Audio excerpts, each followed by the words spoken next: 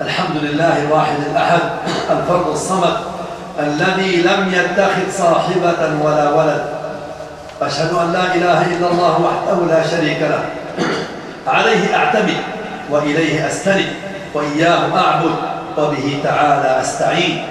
وأشهد أن محمدًا عبده ورسوله المبعوث رحمة للعالمين صلى الله عليه وعلى آله وإخوانه الرسل والنبيين صلاة وسلاما دائمين إلى يوم الدين.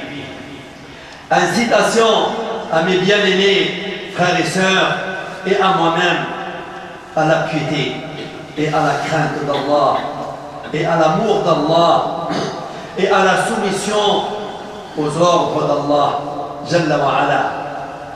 N'est-elle pas son conseil donné à nous et à ceux qui nous ont précédés? Donc, c'est le conseil d'Allah Jalla wa Ala à ses serviteurs.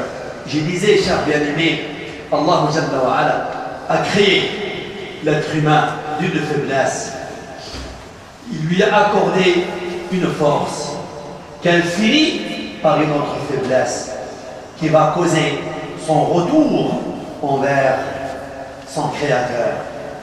Allah Jalla wa Ala a créé la mort et la vie, a créé la santé et la maladie, a créé la maladie et le remède.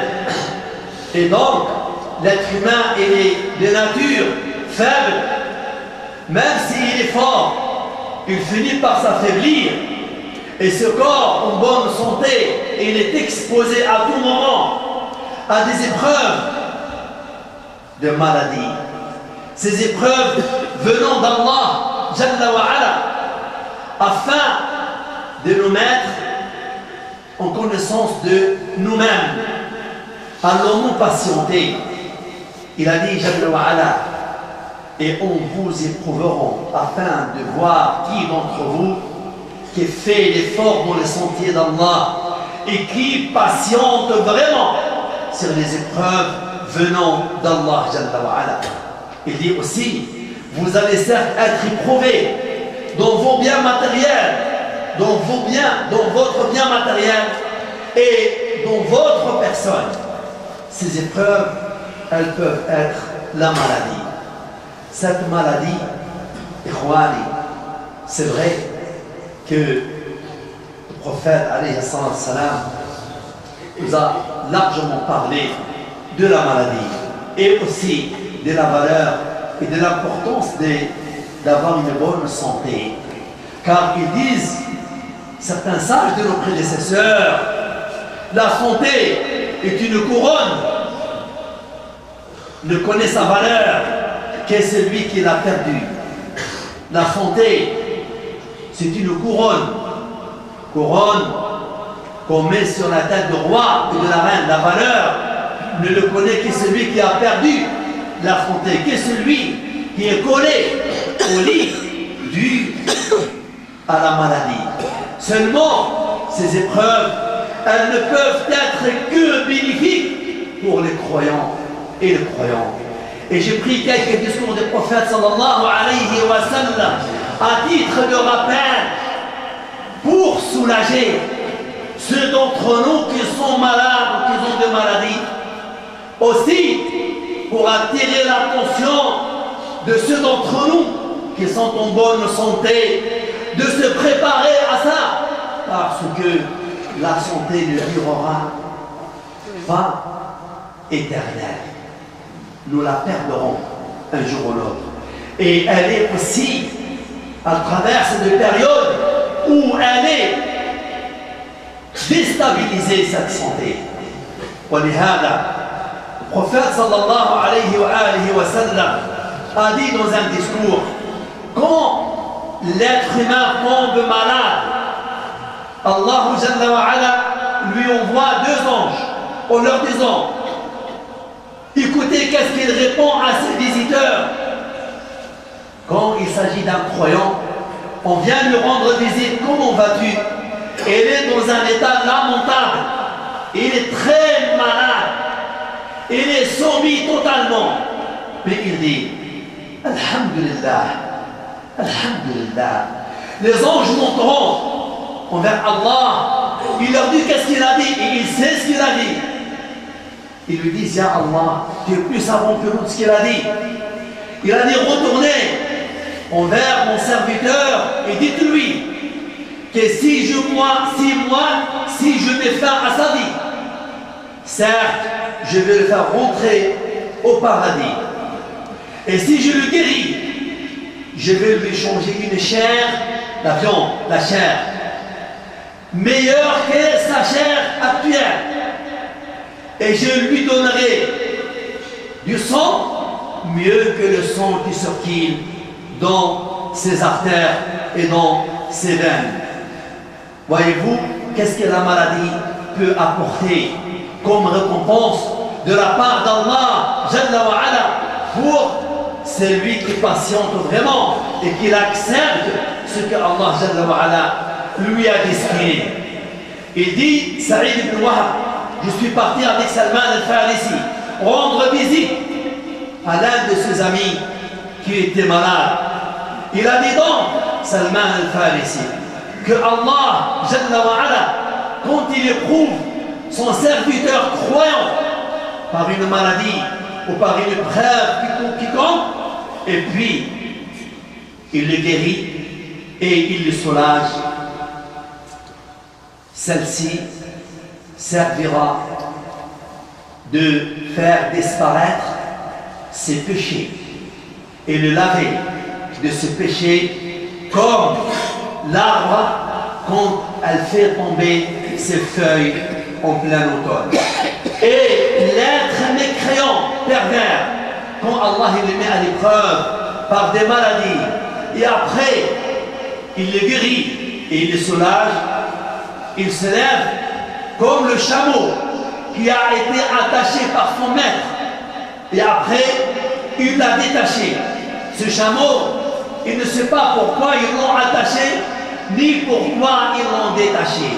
Tout simplement parce qu'il n'a pas la croyance et il ne sait pas pourquoi il est tombé malade et c'est qui lui donne la maladie ni la guérison. Aussi a été apporté par Ibn Mas'ud radiyallahu anhu que le prophète sallallahu alayhi wa sallam était malade. Il dit, je suis rentré vers le prophète, il était malade, je me suis rapproché de lui, j'ai touché son corps, je sentais une fièvre très forte. Je dis, Ya Rasulallah, tu es vraiment malade? Il a dit, oui, moi ma maladie, moi ma souffrance, le mal qui m'est causé par la maladie est le double de mal qui est causé par l'un d'entre vous. Je souffre 2 fois que l'un d'entre vous. Je lui ai dit, certainement, Allah Jalla wa Ala te donne la récompense double aussi. Il a dit, oui, et je jure par celui qui détient mon âme, qu'il n'y a pas sur terre un musulman soumis à Allah et qu'il est atteint, éprouvé par une maladie ou autre chose, Allah fait effacer ses péchés sur lui comme l'arbre quand elle fait tomber ses feuilles en plein automne. Aussi a été apporté, d'après Salman al-Farisi, radiyallahu anhu arda, il a dit, prophète sallam, il a dit, quand la fièvre vient envers un esprit, un être humain, l'âme l'appelle, oh toi la fièvre, que tu viens faire ici? Elle lui dit, oh toi, âme pieux et saint, ce corps-là, Allah il l'a créé propre et neutre. Il se salit par des péchés qu'il a commis au cours de sa carrière. Je suis venu donc pour le purifier de ce péché et le laver de tout ce qu'il a commis comme mal. Là, il dit donc, approche, approche, approche 3 fois et purifie-le. À partir de là, cher bien-aimé, le musulman ne doit pas désespérer. Certes, la santé est chère, mais la maladie aussi, elle peut apporter beaucoup. Comment nous, et Mu'adh ibn Jabal apporte, que le prophète sallam a dit, et le malade, quand il est cloué au lit et qu'il ne peut pas bouger, Allah interdit à l'ange de la gauche de marquer et ordonne à l'ange de la droite de tout marquer, tout ce qu'il faisait auparavant comme bienfait en tant qu'en bonne santé, tu dois marquer comme s'il est en train de le faire et lui, il est cloué au lit. Tout le bien que tu as l'habitude de le faire quand tu es en bonne santé, quand tu es malade, quand tu es cloué, et quand tu ne bouges pas, Allah Jalla wa Ala te le marque comme si tu es en train de le faire et rien ne diminue de ce que tu faisais auparavant. Aussi a été apporté par le prophète sallallahu alayhi wa sallam, il a dit quatre catégories de personnes. Leurs bonnes actions continuent à se faire même si eux ils ne le font pas. Qui c'est ces quatre? Il a dit le malade, quand il guérit, la période de sa maladie lui est considérée comme si il faisait ce qu'il faisait auparavant. L'idolâtre, le mushrik, quand il s'est repenti, il devient musulman. Allah Jalla wa Ala changera toute son précédent mauvaise action en bonne. Toutes les précédentes mauvaises actions et idolâtrie sera effacée et elle sera remplacée par de bonnes actions. Car c'est la générosité d'Allah subhanahu wa ta'ala. C'est lui qui parle de la prière de Jumu'ah. Une fois qu'il l'a accompli, eh bien, au long de la semaine, il a la même récompense que Allah lui donne dans le jour de Jumu'ah, plus 3 jours. Et qui donne? Et c'est lui qui fait un pèlerinage avec de l'argent licite. Ces bonnes actions, elles continuent à exister. Et c'est pour cela que l'individu doit remercier Allah Jalla wa Ala sur le bien et sur le mal. Et j'ai fini par ces discours prophétiques. Prophète alayhi salatu wa salam, il dit que Salman radiyallahu anhu arda, le prophète est rentré sur Salman al-Farisi et Salman al-Farisi était malade. Le prophète lui dit: Ya Salman, sache que ton lit sur lequel tu dors 3 jours et au-delà, il apporte 3 choses. La première chose, quand tu es cloué au lit, Allah Jalla wa Ala parle de toi à ses anges. Donc, tu te soumets à lui et tu admets son épreuve et tu le loues et tu lui demandes le pardon. Il lui dit que Allah Jalla wa Ala parle de toi. La deuxième, que Allah Jalla wa Ala te purifie de tout le péché jusqu'à où le péché sort du fond de l'os et de l'articulation. Et la troisième, que quand tu fais dua à quelqu'un ou à toi ou à ta famille, ton dua il est exaucé. Regardez l'importance de la maladie, seulement pour clouer et clôturer. Certes, notre prophète alayhi salam nous a parlé de la maladie, aussi nous a parlé du médicament et de guérison. Nous devons donc se soigner, n'a-t-il pas dit sallallahu alayhi wa sallam? Sachez, ô vous serviteurs d'Allah, que Allah a créé la maladie, il a créé le remède et le médicament. Soignez-vous donc, ô vous serviteurs d'Allah. Nous devons se soigner. Se soigner, c'est pas s'opposer au destin d'Allah Jalla wa Ala. Non, la guérison n'est donnée que par Allah. Donc la maladie, si elle est spirituelle, maladie de l'esprit, on la guérit avec le ruqya, avec le Coran, avec les implorations prophétiques, avec des médicaments. Et si la maladie est corporelle, aujourd'hui, alhamdulillah, le médical est à notre portée. La science qu'Allah nous a permis d'avoir un corps médical parmi nous, il y a plus de 20 médecins qui sont là. Et ils le disent qu'aujourd'hui la science est très avancée, walhamdulillah. Sachez que cette science, sa source sur Allah, Jalla wa ala.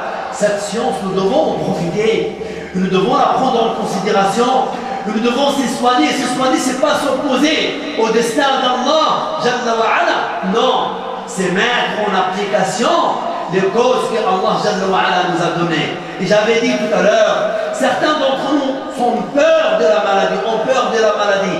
Tu vas tomber malade, et je vais tomber malade, et tu vas mourir, et nous allons mourir.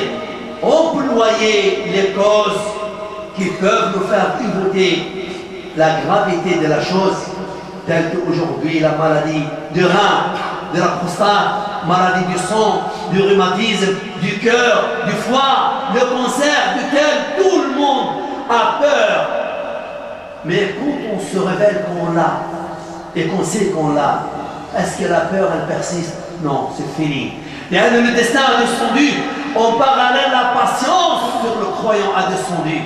Avant que tu le sais, oui, tu as peur, mais une fois que tu le sais, tu te soumets à Allah Jalla wa ala, car tu sais qu'il n'a plus rien à faire que de se soumettre et d'accepter le destin d'Allah subhanahu wa ta'ala. Donc je disais à mes frères et à mes sœurs, dès nos jours, beaucoup d'entre nous ont peur. Non, je ne vais pas découvrir, je ne vais pas le savoir, jusqu'à la fin, on va le découvrir et c'est trop tard. Et s'il aurait découvert dès le début, peut-être que le destin d'Allah subhanahu wa ta'ala lui aurait permis de se soigner et de guérir et de ne pas se laisser aller. On reçoit tous de l'aide qui nous incite à faire des examens et à faire des radios pour découvrir si la prostate elle est bien ou pas, si le sein de la femme n'est pas atteint, si le foie n'est pas atteint. Pourquoi on a peur? Va te soigner, va voir, va faire des examens. S'il y a quelque chose, tu le prends à compte. S'il n'y a rien, alhamdulillah, il n'y a rien. Il n'y a rien à craindre. On a plus que 20 médecins ici. Si vous voulez qu'un jour, on fait un congrès médical et on invite tous les médecins musulmans ici pour rassurer la communauté musulmane sur ce sujet-là. Wallah ya ikhwani, beaucoup de maladies, de cancers ont été soignés parce que Allah a destiné à la personne de la découvrir à temps et avant que ça se propage et avant que ça devienne difficile. Donc le musulman, en se soignant, il ne fait pas le contraire de la volonté d'Allah. Non, ton corps a besoin de toi, il y a un droit sur toi, ta famille, tes enfants, ton avenir. La mort, il va venir te voir, il va venir me voir, même si on est en bonne santé. Combien de personnes, il a 28 ans, il n'avait rien, il a fait 2 marches, il est succombé, il est mort.